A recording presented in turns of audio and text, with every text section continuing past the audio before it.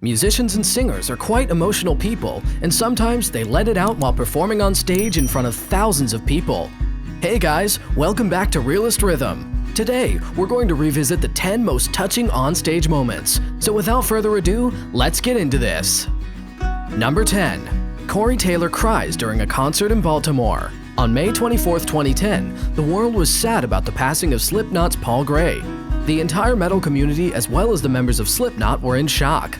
They couldn't believe that Paul had really died. As a way to heal himself, Corey Taylor decided to embark on an acoustic tour and celebrate the music he loved. The singer was performing cover songs, Stone Sour songs, and some softer Slipknot songs during his solo tour. In Baltimore, he decided to start the performance with a little speech about his late friend Paul, and then he started playing the legendary ballad Snuff. On its own, this song is the most delicate and emotional song by Slipknot, and when you see Corey's performance, you could say that he's hurting and mourning Paul. Although he performed a major portion of the song the way it's supposed to be, Corey starts to lose it at the final verse. In the video of this performance, Corey is seen getting emotional as he tears up before eventually ducking his head under his hat to hold back his emotions. We feel you, Corey. We feel you. Number 9. Mike Shinoda's speech at the 2018 Reading Festival. In July of 2017, Chester Bennington, who was the lead vocalist of Linkin Park, passed away. Honestly, it was hard to imagine that Linkin Park would never take the stage again. The mix of Chester's signature hard rock anger and Mike Shinoda's rapid rap beats was what made them famous, and to the rest of the world it seemed the equivalent of losing a musical soulmate. However, the band we grew up with in the 90s was no longer the band we had later on. They made the core of their music experimentation and evolution, which also meant moving forward. Linkin Park's co-founder and vocalist Mike Shinoda took a year off touring following the death of his friend. When he returned to the stage in 2018, at the Reading Festival, he delivered a touching speech to the massive crowd. He also performed the song In the End to honor his bandmate. I want you guys to sing it so loud that Chester can hear you. Are you ready to do that?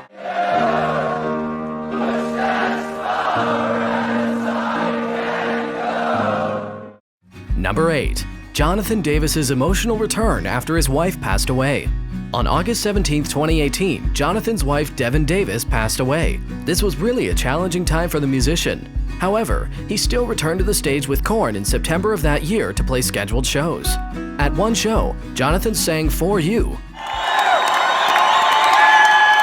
This is my wife's favorite song.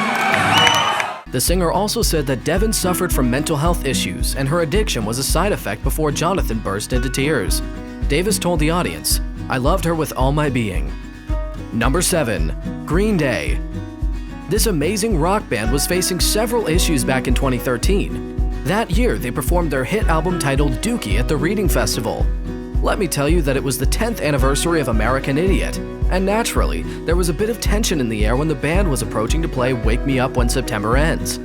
Yes, Billie Joe Armstrong had already performed this song 100 times in front of massive crowds, but this time it was different. On its own, this song is about the heart-wrenching story of Armstrong losing his father.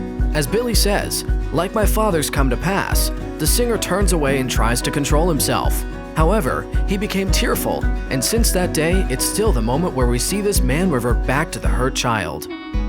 Number 6. Adele breaks into tears at the Royal Albert Hall.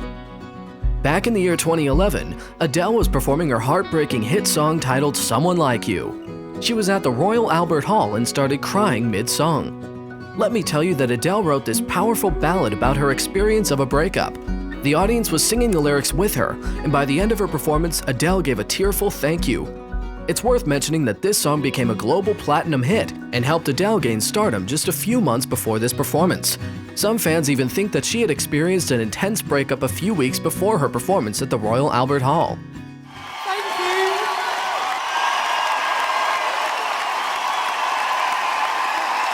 Thank you. Number 5.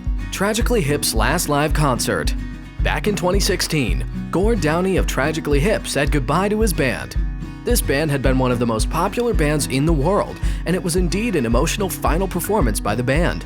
On May 24, 2016, it was announced that Gord had been diagnosed with a serious disease. The next day, Tragically Hip announced their Man Machine Poem Tour. In August, the band performed their final concert as Gord was leaving the band. The performance was filled with tears from the band members as well as the crowd. It's a night for celebration. It's a night to unfortunately say goodbye and at the same time to remember who we are as Canadians. Unfortunately, Gord passed away on October 17, 2017. His music was immortalized as treasure in the Canadian Hall of Fame. Following that year, Rob Baker announced that the band is now inactive. He also said that the band members had no intentions to perform under the same name again without their friend Gord Downie. Even getting emotional at times. Number 4. Eddie Vedder's tribute to Chris. In May of 2017, Eddie Vedder embarked on a solo tour in Amsterdam.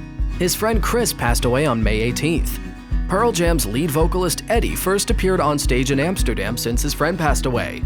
He was visibly emotional throughout the gig, and he honored his friend through song choices, on-stage chatter between various songs, and lyric changes. Number 3. Mötley Crüe's final show. In December of 2015, Mötley Crüe ended their career and Vince Neil was reduced to tears. Their final show was held in LA, and Vince said, "This is the last time you'll see the four of us." Back in 1981, you got 4 teenagers roaming the streets of Hollywood, eating, drinking, smoking, and here we are. The musician was clearly overcome with emotion. One last time in our career, let's light this beautiful place up. Number 2. Miley Cyrus cries during her first live performance of Wrecking Ball.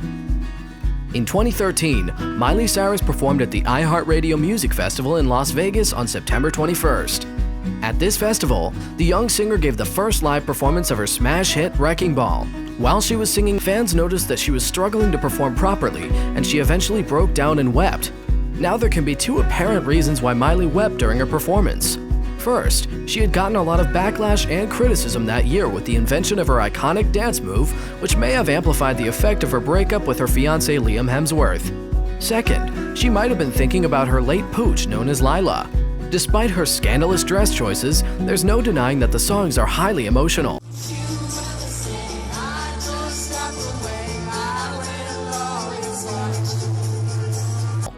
Number 1.